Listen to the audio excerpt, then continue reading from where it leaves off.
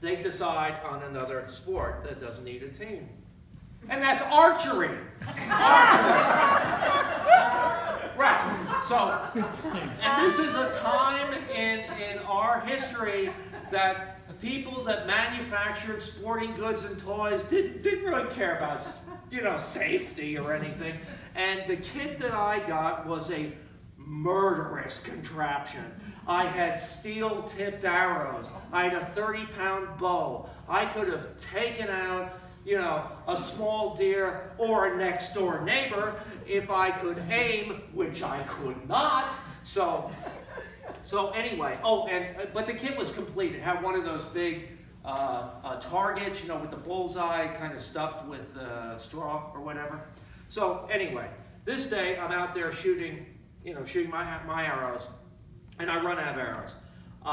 And so I decide, okay, I'm going to go find the arrows, bring them back, and I'm going to practice some more.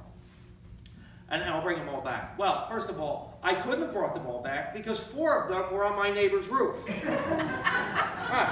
And my neighbor, just to give you an idea, my neighbor's roof, they had a 2-story house on a little hill in back of us. So that's where they were. Now, so I think, well, oh, there's one right there. So I pull it out, which was about 4 feet from me. I was probably the first one that I went like this with, right? So, and I find a hairline crack in the shaft. And I'm like, oh, that's interesting. So I figure, okay, I'm going to shoot this one, then I'll collect all the other ones so I can practice some more and get even better than I am now. So I go in, and I put the arrow on the rest, right? And I pull back the bowstring, and I aim as really, really focused on aiming, just like the other 12 times.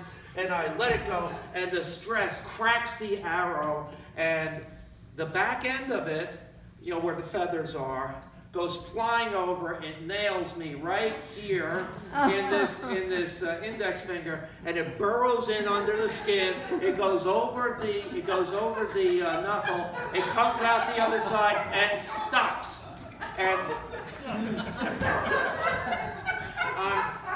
I'm thinking, wow, okay, and so I got the arrows coming out here, and so I just drop my bow and I start heading back to the house. And I'm not running because, what's the point? So I get back to the house, the back door, and I ring the bell for my mother. And yes, this is the same door that years before, with the finger cut off and gushing blood, the same place. So my mother gets to the door, and she doesn't scream, she doesn't cry. She just kind of looks at it and goes, just get in the car. Right. So I get in the car. We're going to see Dr. Stanley Fink, MD. And no, he wasn't, a relation to us at all. It was one of those things like you move into a new town and somebody hears your last name and says, oh, do you go to Dr. Fink? He's really good. So that's where we're going. My previous doctor had been, of course, a pediatrician for many years, a really kindly gentleman, Dr. Mast.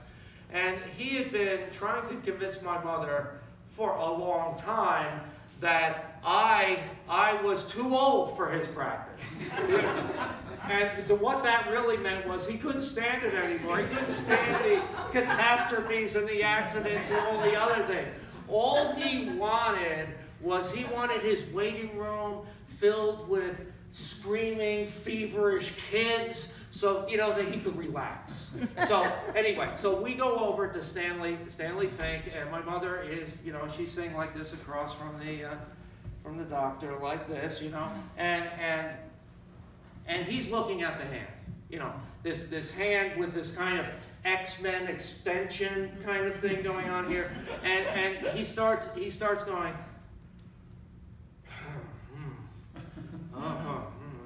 and he's starting to turn a little green here, and it's not because he's worried about me. No, he's turning green because and he finally turns to my mother and says, Dot,